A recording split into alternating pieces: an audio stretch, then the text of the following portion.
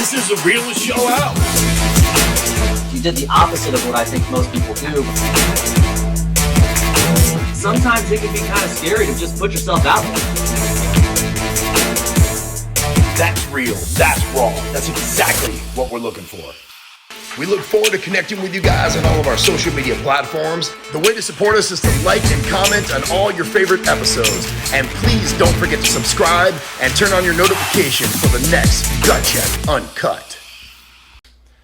What's up, guys? Todd Special here, co-host of Gut Check. I got B-Bisc in the house. What's going on? Another day, man. We have a special guest today. This guy is unreal, and I got to be honest with you. I'm honored to have him on. I'm excited. He's done millions and millions of dollars in business in a multitude of categories, but we got Matt Manero on today. He launched his first company in 1995 called Commercial Fleet Financing with just one trucker. To date, he's funded over billions of dollars in transportation equipment and does over $150 million annually in business. His companies are recognized in Inc. magazine, Dallas Business Journal, Overdrive magazine, Dealer Solution magazine. One of the most sought after speakers who spoke on TED Talk, and he's also been on stage with legends like Grant Cardone. He's the author of You Need More Money and The Grit. He's known for the tough-minded and business battle-tested philosophies on company culture, skilling up, and scaling up. Has one of the most popular podcasts out called You Need More Money. He's been married for 19 years and lives in Dallas, Texas. He does business with Judge Graham, who's already been on the show, so I'm looking forward to some conversation about that. He's a massive influencer who's paving the way for like-minded entrepreneurs looking to be all they can be. Let's welcome Mr. Matt Manero. What's up, bro? Thank you, guys. Happy to be with you. Awesome, man. Well, Matt, listen, dude, you know, there's obviously, for those that don't know you, I'd like them to get a little bit, you'd like him to know who you are personally. I mean, you know, we all see, like, you know, this show Gut Check was really created to kind of get to the real and the raw of people, not just, you know, the fluff and telling people what they need to hear in business, but more importantly, just to get to know the influencers and the people that are doing great things and really providing valuable service to people, but get to know who they are personally. So can you tell us a little bit about Matt Manero, please? Well, I'm a highly flawed individual. I love that. Outrageously self-centered. So you and Brandon will get along. Yeah, we're perfect. We're a perfect match. You know, I really think it's my world and everybody else is just living in it. And, you know, I don't apologize for that, man. I mean, when you come from nothing, you have to sort of create your own version of reality, which is, for most of us who come from nothing, why would you want to live in the reality you come from, right? So you end up crafting something totally different. In fact, for most of us, it's actually something fanciful, totally out of reality. It's also one of the biggest problems that people like us have, where you know, you don't even know what reality is anymore because you just don't want what your reality is or was for me, right? I mean, my old man left when I was 6 months old, left my mother and I high and dry. And we moved in with my grandparents, who were both immigrants from Ireland. My grandfather and grandmother right off the boat. And my grandfather was a milkman and my grandmother was a maid. My mother worked in a bank, and it was just the four of us. And it was great in a lot of ways. Until, you know, I was 8 or 9, my mom remarried. And, you know, that guy was a real horse's ass. He was a bad dude. He told my sister and I that, you know, we were stupid and retards and morons and idiots every day of our lives. So we went from this really secure environment where there was no money, but there was tons of love and happiness, and we went into this environment where, to his credit, there was money, but it was bad, man.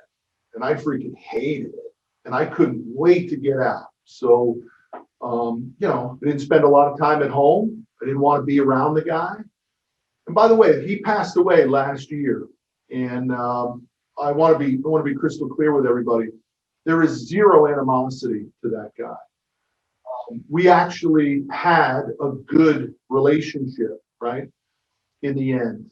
And I actually appreciate the intensity and the hardness that he threw into me.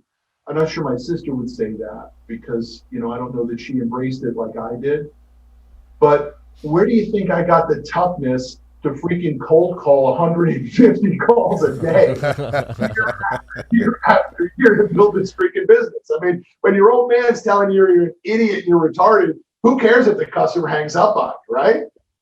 What's worse, right? So I really do believe I was well prepared to go into sales and to get my ass kicked and, and then find a way to win. But, you guys asked what's the real storyline, and that is the real storyline. That is the gut check. Man, that's pretty powerful, dude. We hear a lot of stories, and you said something that's important to me. You said the difference between you and your sister is how you may or may not have embraced that situation. I mean, how for those listening or watching, I mean, what's your advice if they're in a verbally abusive kind of home? And I know that, you used it, you embraced it. Like you said, you used it to kind of catapult you in sales. Who cares if people hang up on you? I don't want this. It didn't matter. Use it as a tool. What if there are people out there that aren't as strong as Matt Manero? How did you suggest that they handle verbal abuse? Yeah, it's a good question. I don't know that I've ever been asked that question before, to tell you the truth. And I'm not sure that I've even processed an answer fully on that one. I imagine that would take a lot of time on the couch, talking about. Yes, sir. But, Hey, this is free, man. Here, we can talk. Yeah. We're not charging him at all. I don't know. We might be on to something here. Gutchecktherapy.com. Yeah. I would tell you that, there's that old saying that it's not the bite that kills you, it's the venom, right? And I would just encourage everybody to get rid of that venom. I mean, it just doesn't help, man. There's no need for it. Living with it, running through your veins and all that stuff. I think over time, I think it does more damage than it does help. Now, I can tell you in the early days, man, all that stuff fueled me. So, I'm talking to you about how I see it today at 52 years old. But dude, when I was 25 and 30 and 35, I was a freaking bad dude. Like I was mean all the time. And I ran this company with a freaking iron fist. I mean, I beat this place to death in an effort to prove everybody wrong and try to get, from nothing to something. So I'm not saying that at an early age, I had it well processed. I have it pretty well processed now, but man, there was a lot of shrapnel for a long time. So I'm not sure that I have the answer for how somebody can deal with it properly. It's the real deal. It fucking hurts, and it hurts for a while. Yeah, I mean, a guy like you, man. I mean, you've used it to catapult yourself into some pretty amazing success, and I think that would be the message, in my opinion, right? Is that if you're in a verbally abusive environment, try to do what you can to learn lessons from it and use it as fuel to kind of scale. Would you agree? Yeah, and I also think even if that person who's in that environment doesn't have a business to fuel, listen, a lot of people look at that situation incorrectly, whether it's verbal abuse or physical abuse or, all that stuff. Like the winner is the one that has the courage to leave it. So, the woman that's getting abused at home, think of how freaking powerful that she is to leave that, right? And come up with whether she's squirreling away the cash to get a reserve account, to have first payment for her apartment, or to get away from the son of a bitch, right? That's where the courage is, man. So the courage doesn't lie in somebody that had a tough upbringing and built a business. The courage actually lies in the single mom who, takes the kid away from that environment and freaking scratches and claws to never go back. That's courage. That's so true. I'm curious because you alluded to, you were a young guy, but also running a business and in a leadership role, and you turned, you found yourself being a little bit of an asshole in that respect. And where was that point where you kind of turned from almost I'm sure not maliciously being a product of that environment in a business role, to now, obviously, based on kind of the way you said it, I'm assuming you have kind of changed your mindset a little bit as far as leadership and how you're treating employees and people in your organizations. What was that moment, or was there one where you go, all right, man, I gotta look at myself in the mirror and figure this shit out. This is probably a better way to do it. Yeah, man, there was a real moment. I mean, I was, we had a live radio show back in like 2013 called The Grit. And we screwed up on the radio show all the time. We had another office and another studio, and my IT guy who ran the studio, he was a good dude, but he was a terrible board operator. The worst. But every time we'd have a caller, I'd call her, hey, how you doing? Where are you calling from? Click. We'd lose the call. I'm guessing they may have not called back. It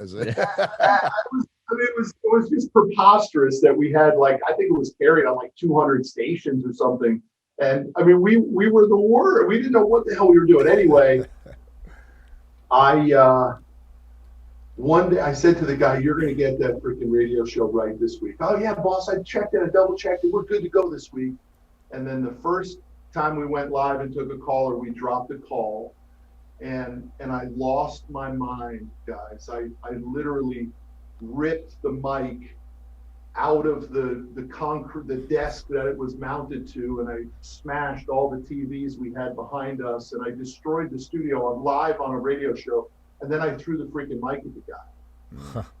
And I remember opening up the door to leave the studio, and everybody in the company was standing up over their cubes. Their heads were above their cubes. I almost get emotional thinking about it, because they were no longer looking at me as their leader, man. They were looking at me as like just a lunatic, like a maniacal, like, this is not the guy that I signed up to work for, right? This guy has turned, he has lost it.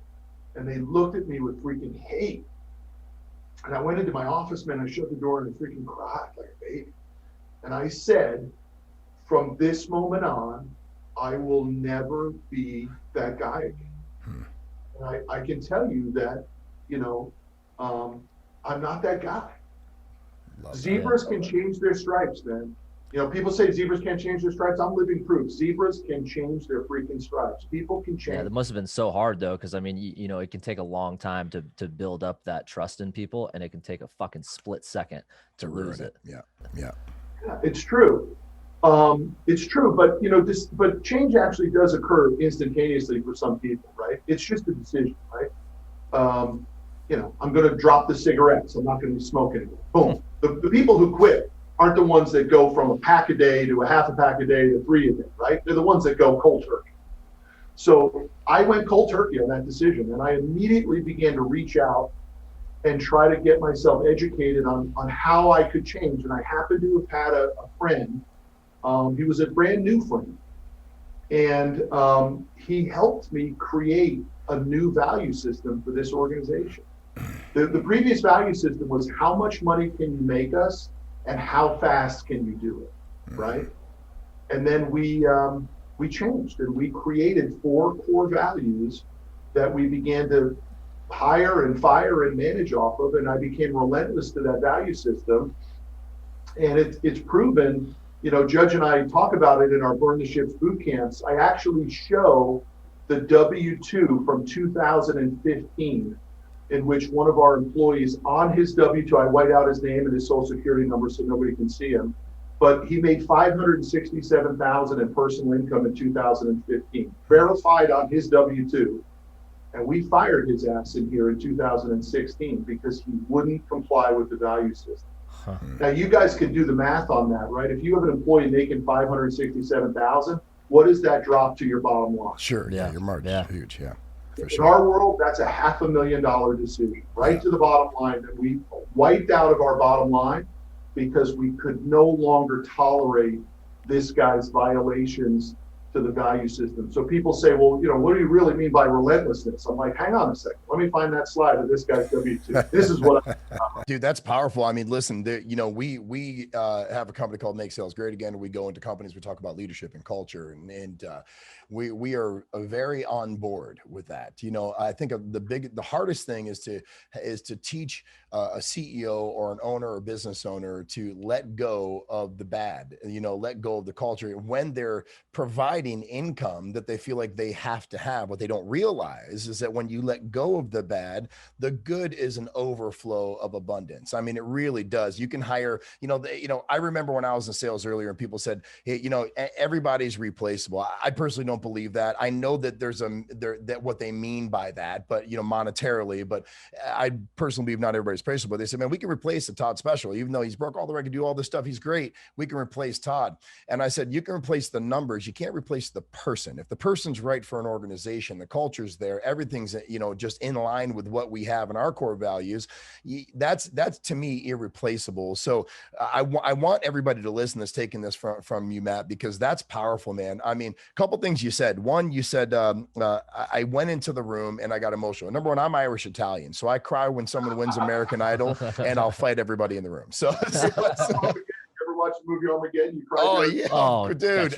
Listen, Bruce gets me every dude. You think time, after dude. number 78, you wouldn't cry anymore, but you just do. But I'm a crier. I'm an emotional guy, right? I also at times have a temper myself. So it's funny how we change, because you're right. I made a choice to change, and I'm getting a lot softer as I get older, but stronger to my core values of who I am. When you said this is not the guy they signed up to work for, I changed the last word to work with, because it sounds like you're a guy that people want to work with. I never say people work for anyone. They say they work with them, right? How did that help you? Forget monetarily, but just as a person. Because listen, we can talk about money. Listen, we know you got money. We know you have businesses. We know what you do. And we're going to get into that a little bit more. But why was it so important to you personally to make that switch? Because getting in that small room and crying and having tears in your eyes, dude, that's strength. Okay. For anybody listening, that is strength. Mm-hmm. That's not a weakness. Okay. That is massive strength. You decided to make that change. How did it help you personally? Not just at work, in business, but at home? Yeah, I really appreciate what you're saying here, because I would echo it 100%, especially with your work with other companies. Like, culture is the secret sauce. That is great companies. A requirement of a great company is a great culture. Not wall plaque culture. I mean tangible energy felt in the organization. It is a prerequisite. And, all companies at scale will break without culture. And we broke, right? And I broke it. So everything changed when we had the value system. We always, at my house, we always had a value system. I have 3 boys, been married now, I think in your intro you said 19 years. It's now 20 years for being a rocker. Congrats on that. Absolutely. We had a value system that was very clear with our boys, 3 boys, no disrespect. And my boys, from the earliest days, when all their rich buddies, the ref would make a bad call and they're all throwing their hands up at the ref, I would say to my boys, that's a disrespectful move to the ref. Don't let mom and I see you throw your hands up and question the ref's call. First off, it's disrespectful. Number 2, they ain't changing the call, boys. They never changing the call because some 8-year-old throws his hands. Right? So it's a wasted energy. Changes your mindset, man. Stay in the game, right? Use that as a competitive advantage against the kid who is throwing his hands up. And I'm proud to say that, that one simple value system, my oldest is now at West Point, right? The United States Military Academy at West Point. Why? I think because he's a super respectful kid. That's cool. Why? Because the value system was no disrespect. And so sometimes you don't see the benefit overnight to the value system, but over time, in the end, then it's all about the value system. Yeah. I encourage everybody listening, get these freaking values dialed in at work, and then maybe at home, or maybe at home and then work. And like you were saying, my man, it's hard to coach someone on value system when they don't have them. Yeah. Right? The company's been around for a decade and they're doing okay. And you come in and say, hey, man, we got to really work on your values. And the CEO's like, yeah, I don't know, man. Is that going to make me take a pay cut? Does that make me make maybe a little bit less money? Yeah, you might have to take a step back to take 2 steps forward. That's exactly right. But you'll never take 10 steps forward unless you get the value system validated. It is a prerequisite to great companies at scale. I love that. I love that. I think it's easy to get in the trap, like in the beginning when you're first creating a company, especially in sales environments that we work with. It's easy to get into the trap of hearing, dude, I gotta have fucking grit. We gotta grow, 10x, 100x, whatever. You're either with us or you're out. And it's this kind of it's a lot more cliche than anything, and it's easy to get trapped into that mindset and just go, and as opposed to really taking a look and growing the business from its foundation with those core values in place. Because I think sometimes it's harder to turn the ship once you're going than it is to start it the right way in the first place. But I think people get confused and think that you have to choose to either have that grit and be a fucking badass, or I gotta have core values and I'm soft. You know what I mean? I think people think it's an or conversation, and it really is an and. You can do both, and that's what we've tried to help implement in the companies that we work with and in our own. But but at the same time, it's sometimes listen. It's easy to fucking say it on a podcast with a millionaire and all this other fancy stuff, but it's harder to do it in the moment. Well, right? I mean, you're right. I mean, the truth is, Brandon and I, when we first got into this, we not gut check, just doing what we do in consulting and sales training, leadership stuff. It was easier to tell someone, right? It's harder to actually show them. And I know that what you said, Matt, really hit home. You go into an environment, and you said it's hard to coach someone on values when they don't currently have them. That's really powerful, because the truth is that there's been many organizations where it's just my way or their highway. I'm a firm believer that when you make people feel cared for and loved and wanted, but you hold them accountable, that's the happy medium. The difference is that a lot of people just throw out so much love where there is no sustainability with core values, because it's all love. There's no heart, there's no accountability, right? There's a happy medium. I think the biggest problem with owners or even leaders of any type of team in this case is that they don't know what that happy medium is. That's a mistake, because they're going to fall way short if they like lean towards all culture, or if they lean towards being that hard ass.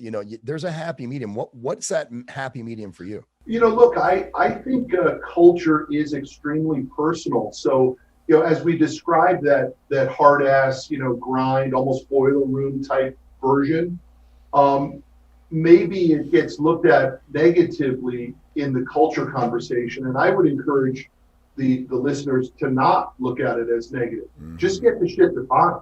Like, if your culture is boiler room, eat or be eaten, kill at all costs, great. Don't let me tell you what your culture is or your value system is. Just get the shit defined. Yeah. Right? So you're not hiring people who are looking for ping pong tables and pizza parties and, bring your dog to work, and they end up walking into the freaking lion's den because the culture wasn't clear and crystallized to everybody. So I'm not here to say what culture is better. I'm just here to say, get it dialed. And define it. And put it on the freaking walls and make sure everybody knows what it is. That's great advice. I mean, you're going to hire differently, right? Like, I mean, if you define your culture and you know exactly what it is, you're right. If you're that boiler room guy, we got to walk into a room, which we've been into many of those, where they're like, get your ass to work. Don't fuck around. You're here, make the calls, I'm going to sit next to you until you make 300 phone calls, or, any environment, right? Then I see what you're saying. It makes a lot of sense. Just hire for that, dial it in, define it. It's okay. Just target that, because you're not going to hire the soft people. You got to set expectations appropriately. Yeah. They're not going to be surprised if you set them, if it's been defined. Well, I'm going to toot my own horn here real quick, Matt, because I do this because I deserve it. But no, don't sell yourself. I owned a trucking company in 2003, and I had a massive fleet of 2 trucks. Okay. I had a Freightliner FLD and a Volvo 660. I ran a little bit of flatbed stuff, but it was funny. Don't say fancy words in front of me, bro. Mind your Jesus. business. Tell me what a Volvo jargon, baby. I know exactly what it was. Tell me what a Freightliner FLD. Only Matt and I know this, so Okay. But I bought a couple of trucks, man, and I got in the business, and it was I failed horribly, but it was gas prices were super low. It was 2004, 5-ish, and then gas prices skyrocketed. The little guys like me, we lost. I was getting loads from C2C load. I was looking for different ways to earn. The trucking industry is a very, very, very special business, and I know that you know what I mean. I was going through truckers and people driving nonstop. I mean, the stuff they ask for advances at the truck stop, and they do this and that. I mean, dude, that's a very hard business to control, not only personally with just the people you have to deal with, because let's be honest, there's a lot of great truckers out there, and then there's some that are very difficult to deal with. How did you handle that? And how did you scale so big? Because, dude, you got to be a beast to be able to run that size of a trucking company. Yeah. I mean, now remember, we're the finance company to the trucker. Yes, so sir. we're not hauling the freight. We're just financing the trucks that haul the freight. But everything you've said is 1,000% true, whether it was in 2003 or in 2011 or in 1983. I mean, trucking is a tough freaking business, man. Yes, so sir. many things can go wrong, right? And the employee is, for the most part, a lower end employee, right? Mm-hmm. Yeah. Boy, I always like to say, man, even the unmotivated like motivation at some point, you know? Amen. And so I actually think it's a tremendous opportunity for trucking companies to embrace culture and recognize their employees' shortcomings and feed into them a little bit more. Because in the end, a guy can, you know this as well. Many of your drivers who left you and said, well, I'm going to go get 15 cents a mile more from somebody else. In the end, it may not have played out, right? It sort of is the dream of the driver. Yeah, it's all margin. Yes, sir. So what's the variable? Maybe they believe promises and they're naive, or maybe there wasn't a reason for them to stay, right? Sure. So we believe, and it's one of the things at Commercial Fleet, we're developing CFF University, where we're actually training our customer base how to run a better business, not how to finance a truck cheaper or how interest rates work or any of that sort of stuff. It's how do you actually build a better business on the foundational principles so you can compete in this highly competitive business. Man, trucking is a business of pennies per mile. It's tough. That's why one truck operators can do well. They can embrace the hustle. Yeah.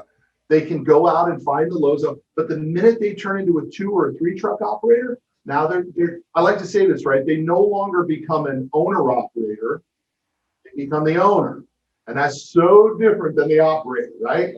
That's so true, brother. So, but we help our customers with expertise, man. We you know, if you guys were to come to our office in Dallas, the first thing you'd notice is when you walk into our reception area with big flat screen TV, and anyone who comes into our office, their name goes on that TV.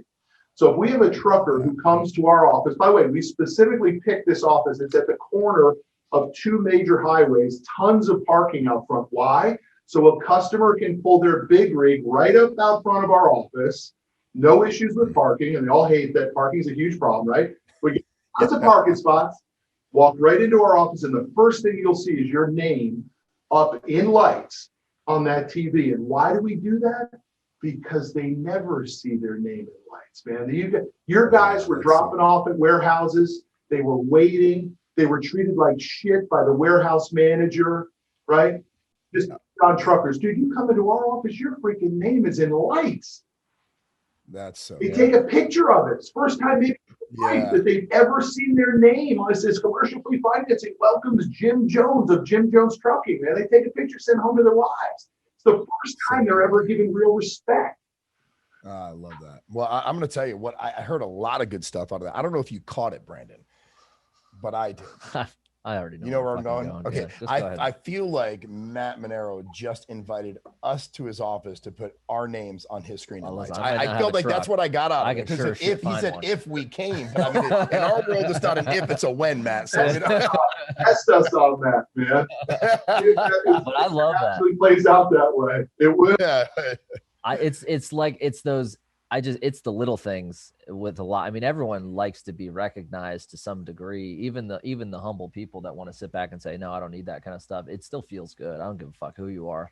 And it's those little things that you think, oh, a company this big, they're not going to give a shit. You know, they're not expecting it, but it's those little things that are memorable for people. And that goes for business ownership. It goes, in my opinion, for sales. You want to do something a little different and treat people a little differently. So you're memorable. As competitive as trucking is, sales in general in any industry is extremely competitive. And they're talking to 1 million people that want to sell you 1 million different products. And there's 1 million different lies coming out of their mouth at the same time. And you want to be memorable and feel respected. So I love that you're doing it. It's a little thing, but it's a massive thing at the same time. Here's a gut check just staying on the trucking business because, Yeah. when you hit a Brandon, nerve- you won't understand this, but Sorry. Matt and I, I had a Mazda B3000 when I was 16, so I feel like a badass. One time I interviewed JB Hunt, right? The huge trucking company. yeah. And I remember asking JB Hunt of JB Hunt, why is it that so many truckers start with one truck and end with one truck? And you started with one truck and you ended with 16,000. Right? And he said, because I never looked at a one truck as a trucking business. I only looked at 16,000 trucks as a trucking business. Wow. And I encourage anybody who's listening here to take that same approach to their business. Dude, there's huge market share available for everybody. And why are we all playing it so freaking small? Why does the one truck operator stay one truck and the same guy who started with one truck finishes with 16,000 trucks, right? Maybe you don't have to get 16,000 trucks, but maybe you should get to 10, right? Yeah, maybe you should get to 50. You just find a way, man. You find a freaking way to win. You go into the marketplace and grab enough market share to facilitate the dreams and the goals that you have. That's how it plays. That's the only reason our company has been successful is we freaking fought every day to get a piece of TAM, total available market. We went into the big marketplace dominated by large publicly traded banks, and I said, if we can get 100 million worth of crumbs, that'll be all we need. And it's it's a close to equipment finance industry is close to $1 trillion a year industry, and I need 100 million. You guys can figure out what the decimal point is on Sure. It's minuscule. Sure. TAM is huge for everybody in just about every industry. The problem is we let all these roadblocks get in the way. Dude, there is no reason that anybody in any business can't get their piece. I don't know if the piece is 100 grand a year. I don't know if it's $1 million a year. I don't know what the piece is. That's a big problem too, dude. Most people never define what the end game really is, right? Yeah. I don't know if Judge, when he was on with you all, walked you through his process, but Judge's first company went bankrupt. Mm-hmm. His second company was built to be sold. Period. End of story. Every decision they made in his second company was, what would the private equity firm that's going to buy us think about this decision? By the way, they had no idea what private equity firm was going to buy it, right? But every decision was based on the exit. That first company sold for over 50 million. 18 months later, after the buyout, he was retained to do it again. It sold for $574 million. That's a 7-year window for 2 massive exits. I was in business for 16 years, still trying to figure out this shit because I had no end game. It was just survival mode. It was, hey, we're doing kind of better than we are when I was working for that horse's ass that I hated working for. But we had no real vision of where we could go. It wasn't until we set the goal of 100 million that this place began to hum. Yeah, it's like you talk about vision and targets, and I literally, you said it. There's enough. I literally wrote that down. Get your piece before you said it, because that's really the deal, right? Like you have to have a vision of where you're going. You have to have an end game. But for those you listen, that's a target, right? Like you have to have a target. You got to go after something. We talked to a billionaire the other day that was telling us, there's road people where they have to stay on the road to get where they want to go, and then there's ocean people. He said, I'm an ocean guy. He goes, don't worry about me getting there. I'm going to get there, but I'm going to do it like this, right? He says, I'm going to do it my own way and figure out the only way to get there. You need to have a target. There needs to be some sort of end game or vision to follow. That's amazing advice. I want to get into something real quick now, because we know that one of your core values or your mission statements is gratitude, right? So Danelle Delgado is a very good friend of mine. And, we talk a lot about gratitude, and, she has her book, I Choose Joy, and it's all about it's just writing gratitudes down every day. I've implemented that process in my life, and it changed my life tremendously. Now, look, for those of you listening, I'm a tattooed guy. I'm a little raw and rough. So if you looked at me and said, hey, if you want to, what do you write gratitude? You'd be like, there's no fucking Or they chance just need to go on your Facebook and look at your dogs. So let's keep that's it real. because of my wife. You don't have to, that's a little aggressive. You got Brandon. 2 Pomeranians. It's real I cute. had a fucking red-nosed pit bull before I got married, and then I got sold by my wife. So they're the best closers in the house. But how important is gratitude for you? Because I know it's massively important for you. Like, I'm so grateful for so many things. things. And we talk about a lot on the podcast of how if you forget what you're grateful for, your life ends up in misery. And it's truth, because I mean, for me, I always tell people, it's funny how there's so many things you can be grateful for that you forget that you're grateful for. And then one tiny thing happens in your life and you forget about all the good. Why is gratitude so important for you and your companies? Yeah, I mean, I am, I'm at a level that I never thought I'd get to, right? Period. End story. Like beyond my wildest vision of what was capable. So I know now that I didn't do it by myself.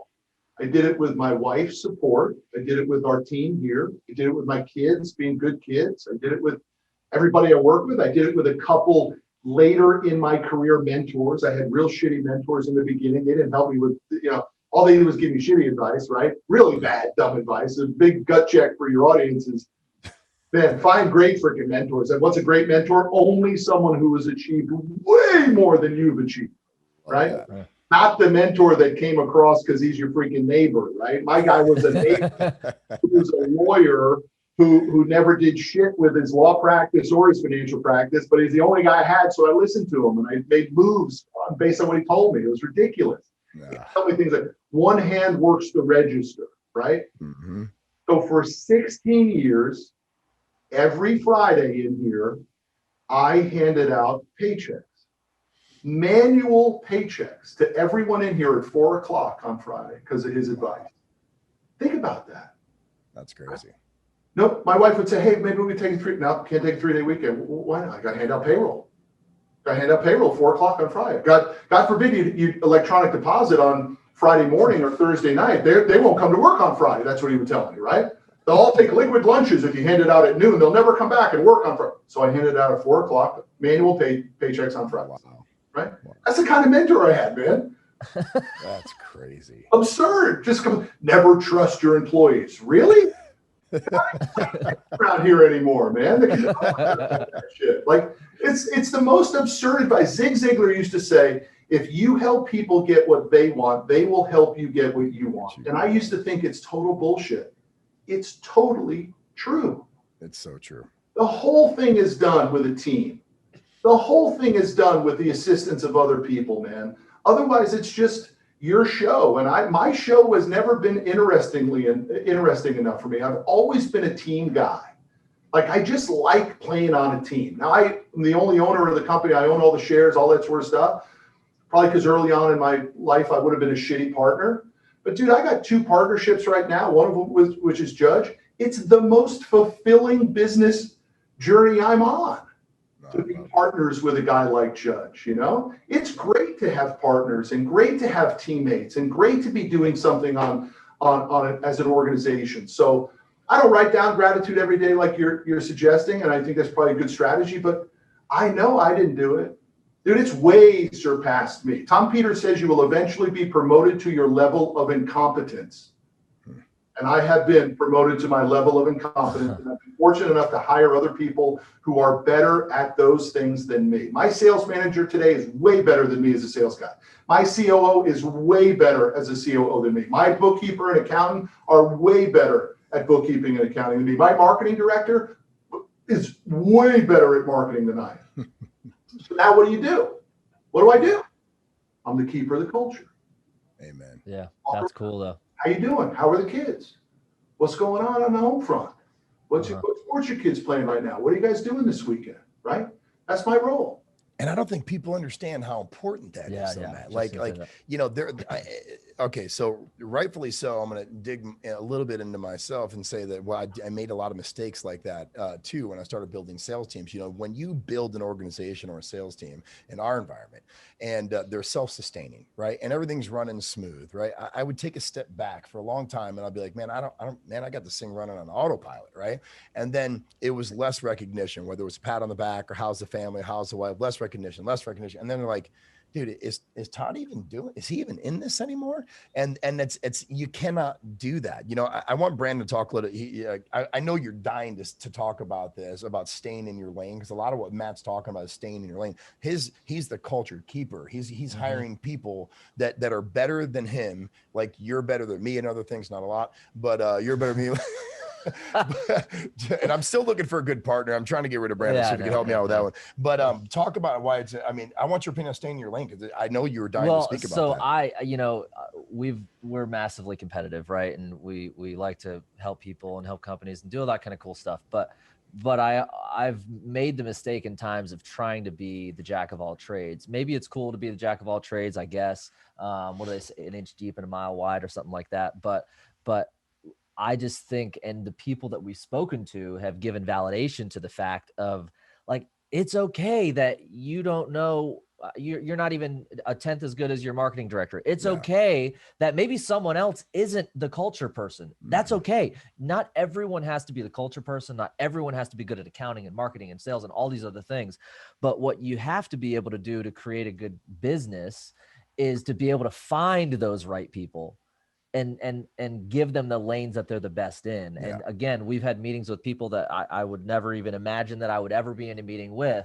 And they looked at me, and I'm a 33-year-old kid pretty much. And I'm like, I don't know what the fuck I'm doing. I'm kind of fake it till you make it. Right. And, I kind of put myself down there, but they look at me and some of the things I've done and go, dude, I can't even come close to doing what you've done. And I'm sitting across, the table from, billionaires and all this crazy stuff. And the guy was crazy. The guy was a billionaire, Matt. I mean, and that's the thing, like, he was a billionaire. So we had a meeting, a really great meeting with a billionaire, right? Wanted us to do some consulting for him. And he says, listen, we can't do what you guys do. We want you to build the sales team. We want you guys to do this. And it's just like, he's offering all this stuff. And the entire time, and I'm a couple of years older than Brandon, just a couple. He says, you guys, what you provide is what we need. That's what I heard from you, Matt, because, I'm sitting across from right now a laptop from a guy who is, I wouldn't say, I know that people like to use the word self-made, but you've made it very clear that it's not by yourself. And I love that too, right? But you had to make decisions to help yourself get there and surround yourself with good people. Staying in your lane is really important. What we took from that, and that was the first meeting with a billionaire, by the way. But when we had that meeting with the guy, he goes, dude, I don't know anything. I don't even want to know about this. I hire people that are just what you just said. I hire people that are way better than me at that. And I give them ample opportunity to thrive at high levels. I give them a culture that they need, and then we grow and we scale massively. And that's what you've done. Is that fair to say? Yeah, dude, you have to trust in humanity. I mean, you're, and I'm not, when I say you, I'm not talking both to you, I'm talking to anyone listening. You aren't better than the aggregate. Sure. You're spoke in the wheel. So the ego that tells you that, you have to be Superman or Superwoman and all decisions have to run through you is the reason you're not a billionaire and that guy is, right? It's the reason that I wasted a decade, man. I'm 52. I should have been where I am today at 42 years old. I was Superman in this place. Everything had to run through me. Don't trust your employees. Remember, I just told you the freaking mentor told me that bullshit. Yeah. So you have to trust in the human race, man. People want motivation. Even the unmotivated want to be motivated, man. People want hills to climb. They want to be managed. They want to be led. So the goal isn't to become the technician. The goal is to become the EQ guy, right? The person who understands people. By the way, just a big takeaway for your audience, the way we hedge against the mistakes that we've all made in hiring people is we test. So everybody here who interviews at this company gets the predictive index personality test. Sure. Yeah. I don't care whether they use a DISC or they use predictive index or they use whatever it is, Briggs, whatever. Everyone should be personality tested to make sure that they have the strengths and even maybe the weaknesses within the organization to connect to the culture. So, we don't do this trusting in others by gut. We do it by data. And the data is the personality test. Yeah, we talked with Judge about that, and it was super cool. I've done it in companies that I've worked with in the past, and it's mind blowing how accurate they are too. When you're looking at a piece of paper of what your personality is, you're like, oh shit, they're right about everything. Do you know who Paul Blanchard is, Matt? Paul Blanchard. Doesn't ring a bell. So his dad, Og Mandino, greatest salesman ever, right? Wrote the book. So Paul Blanchard and his father have a company called Habit Finder, and Habit Finder is basically predictive index personality test. That's what it is, dude. I got to tell you, I took it and was shocked at the results. I mean, it's so to the T. For those of you listening or watching, man, this is advice you need to take from Matt, okay? Because I can't tell you how accurate this test was. And then what it does is it pinpoints areas of of growth need, right? Like I know what I'm good at and what I'm not. I know what I can excel at. I know what I can't, right? I know what I'm capable of. And at my age, and I'll be 45 this year, at my age, I put myself in a position. I know I look a lot younger, Brandon. But when I put myself in a position to say, what can I excel at? What am I good at? But knowing those things, because you don't really know them until you take this test. I mean, it's really that accurate. Would you agree? Yeah, you know why the owner doesn't want to hire people to do the books is because they got screwed. Mm-hmm. The reason they got screwed was because they hired their sister-in-law because she didn't have a job and they didn't want to do the books anymore. So they're like, maybe you can do the books. Yeah. In my world, you test. And the controller, I don't want the hard driving controller, the hard driving ambitious guy that the three of us are probably testing out at. Yep. I want the guy that has in the predictive index, it's a super high D. D is attention to detail, right? Dot the I's, cross the T's. My guy's D is off the freaking charts and his A is off the charts the other way. He's not that ambitious, but he's intense at making sure that the I's are dotted and the T's crossed. That's why I wanted my accounting department, man. But if you don't know that, you may hire the super high A who doesn't have the attention to detail, and you get shitty books that you then end up making decisions off of that become the wrong decisions. And costly mistakes too. Dude, it's literally, and I don't know if Judge mentioned this, but on our Burn the Ships boot camps, the very first thing we do is share the predictive index with all of our attendees. That starts at 8:30 on day one. We give them their predictive index and we talk about their strengths and weaknesses. So you can't gut scale. You have to data scale. And you can't gut people that you're scaling with if you don't have some real data other than gut feeling. You know, it's just at scale, gut is not good enough. Yeah. You fake yourself out, right? They're hot, they dress good, they talk a good game. Surely they're going to be great salespeople, right? Maybe not. Yeah, without the data, you're really just prejudging, whether positive or negative. You're just prejudging without data. So I'm a nerd. I'm a data nerd. You are. So I nerd, love that kind of shit. And you look like a nerd, though. I mean, he wouldn't even have to do the predictive index on you. Just walk in the building. He goes, "That's a nerd." Like, I bet you guys have different predictive massively index. different. I bet Massively different. Yeah. Now that you know that, maybe some of the things that might have aggravated you about the other person now become appreciations, right? Yeah, that's true. Like we can appreciate why the person does what he or she does because we now know. Whereas if we don't have it, we're like, man, why does freaking marketing take so goddamn long? Yeah. Right? Because the guy has to have the data before he launches the new campaign. But the hard driving CEO was like, everything's taking too damn long. Yeah, no, it's true. And as it took a long time for me to know that and get into it because it is true. As we get more tenured, I like to say tenured, Matt, not old, right? As we get more tenured in life, I feel like a guy like Brandon, who does have a lot of things that he's really good at a lot of things I'm not good at. We may mess around with each other, right? But the truth, you're right. Okay, I want people and listeners to understand this is real stuff. There is a lot of things that I appreciate that he does that before we might have joked around in our little banter and have fun, but I look at it now and go, I get it. I understand why it takes that long. I understand why he does it. That is Brandon, and he's the best at that, right? And you appreciate it a lot because there's many times now where I'll try to do something that Brandon's good at, and I'll be like, nope, I just need Brandon to do this. You know what I mean? Yeah. It's cool. Yeah. It's a big revelation that happens when that data is existing. And by the way, there's nothing better than sharing the personality tests with an applicant and letting them leave knowing they're not the right fit and not feeling bad about themselves. Absolutely. Right? Yeah. You just don't call a guy back, right? Like, and then he maybe leaves a bad review of, freaking, I interviewed with these guys and they never freaking called me back, right? Could you imagine if you call them in and go over the predictive index and say, dude, you have a skill set that doesn't work well here in our office, but you might be incredible at this type of industry? That guy leaves thinking the world about your company. It allows you to kind of see there may be certain things that some could see as a weakness, and it allows you as a leader to use that quote unquote weakness as a strength, which is awesome. Guys, I would offer this up to your listeners today. what we're talking about here is the difference between a lifestyle business and a real fucking business. You want a real fucking business, you better learn to play chess instead of checkers. Don't do personality testing, be Superman in your office, great, you're playing checkers. You want to play fucking chess and scale your business, you better start doing some of the shit we're talking 100%. about today. You better get that dialed in, better get personality testing going on, you better hire, fire, and manage your core value system. I mean, this is the shit that is game changer shit that for people who haven't done it, it seems so difficult. And for those of us that have, you're like, oh my God, how did we operate without this? You know what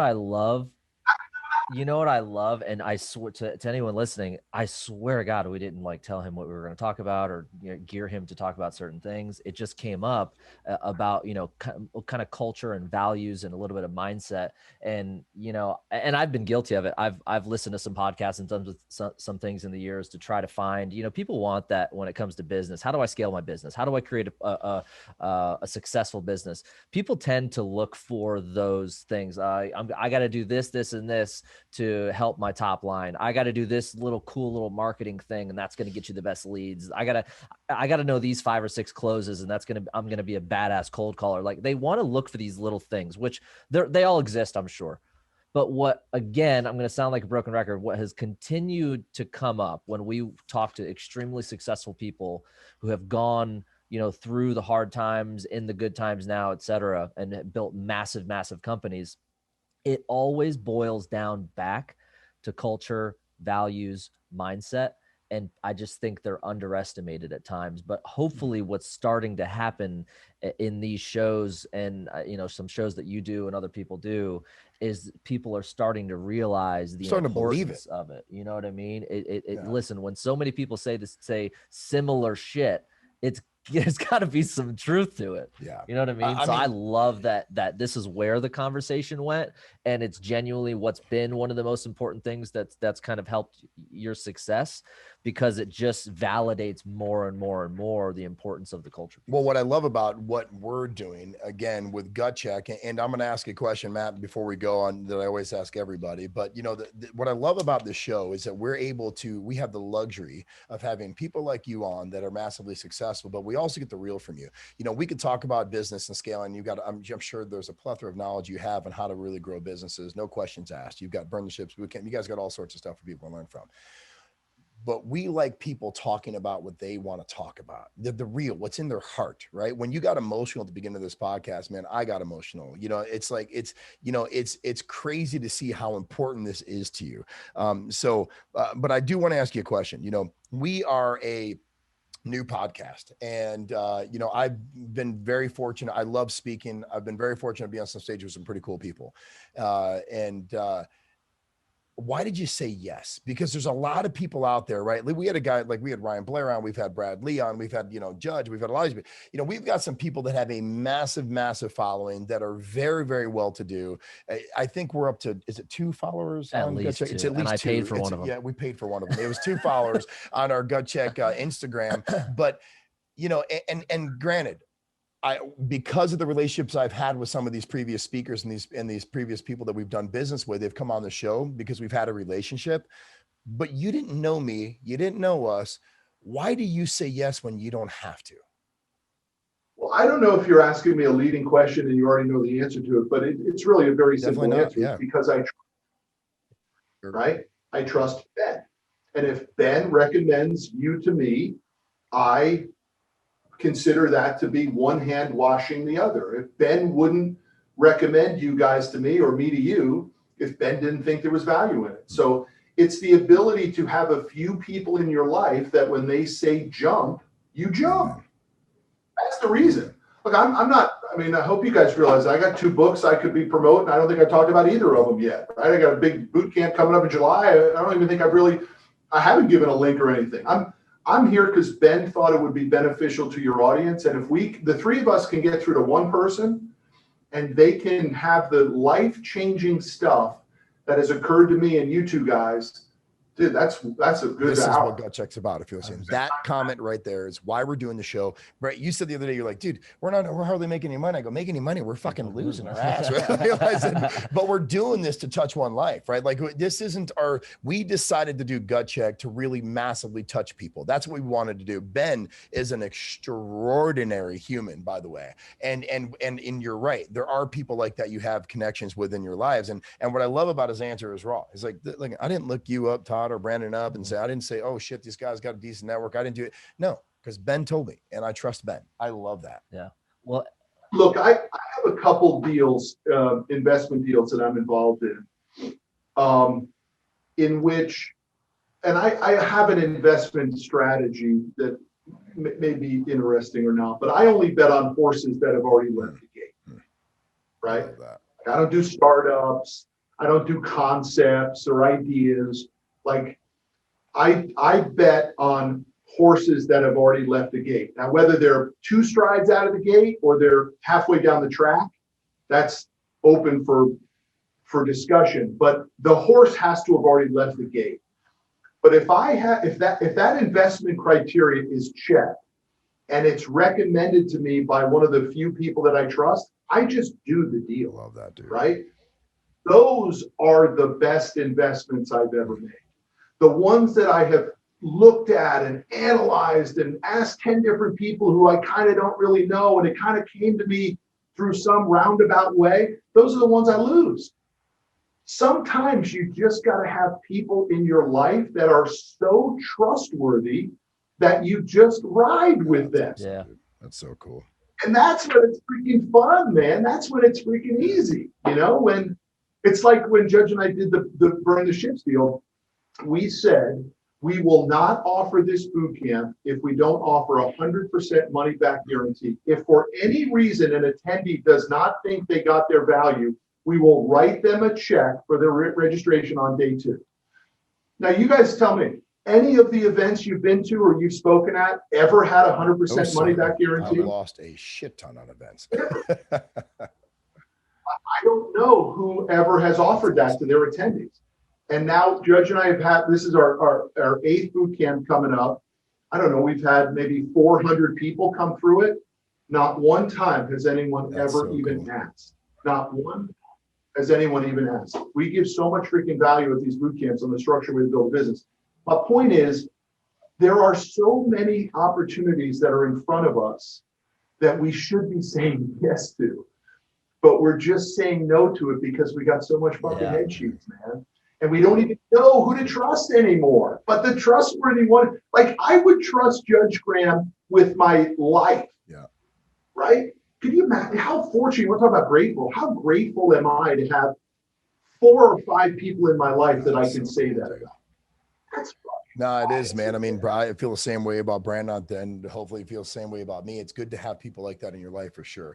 Listen, man, we can't thank you enough for your time. Trust me, I could go on for hours, talk about, get into how, the way Gut Check originally started was I was going to start calling out the people that are robbing people, because being on stages with some pretty powerful people, there's people that are just blatantly stealing. One thing that really stood out to me was you said, find a mentor that's already done it way bigger than you. It's proven, it's done. Kind of like you said, bet on the horse that's already in front of the race, but at the end of the day, that's how Gut Check spawned. I want to call those people out. Instead of that, we shifted. We said, hey, let's reach the masses. Let's not just call out the asshole. Let's reach the masses. But I want people to be very careful and take that advice from Matt. You got to find the right mentor. You got to find the right person. It's not your next door neighbor. Okay. It's not the person that tells you how it's going to be done, but hasn't done it yet. It's someone that's scaled at a massive level, but also has massive gratitude for the people around you. So a couple places you can find you. You can find Matt at Matt Manero. That's MattManero.com. You can find Matt also on Instagram at Matt Manero. And then you can find his company, Commercial Fleet Financing, at CFF Nationwide. Okay. Let me ask you this. And also you can find his company at www.commercialfleetfinancing.com as well. Don't forget Burn the Ships. Yeah. I was going to say, tacos and machine guns. I was getting into Burn the Ships last. Number one, what's the easiest way to get people into Burn the Ships? Cause I got to tell you guys, okay, I've lost 5,000 on a flush draw before. And I know this is only a couple $1,000. Judge has I'm pretty sure we closed him. Judge specifically said that if the tacos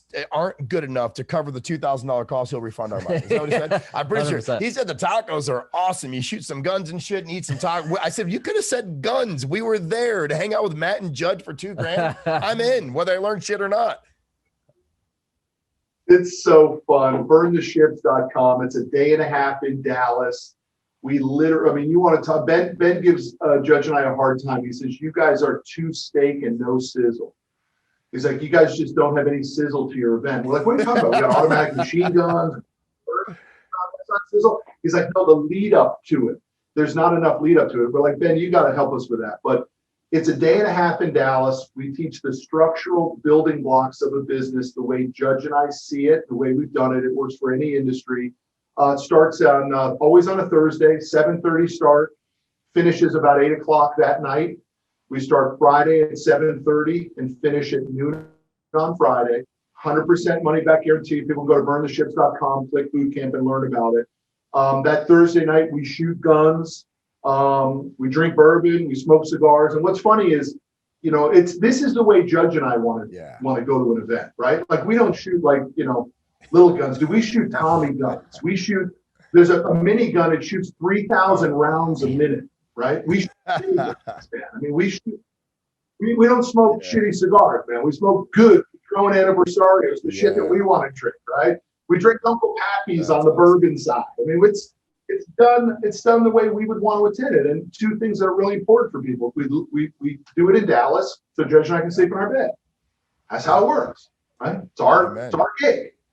And we leave at noon on Friday so everybody can get home for their families for the weekend, right?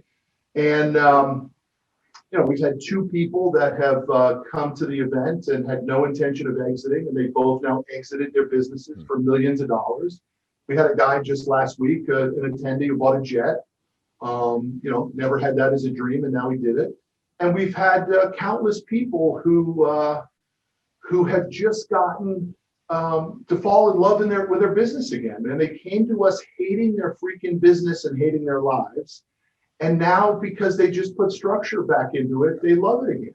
And their people love it again. And they're engaged and they're freaking making more money. I mean, countless people, guys, who have come to us with $1 million and said, one guy, you may know him, Victor Rancourt. Sure, you ever see him on social? Victor Rancourt didn't want to come to Burn the Ships. He's now been to it 3 times. The last time he brought his entire executive management team.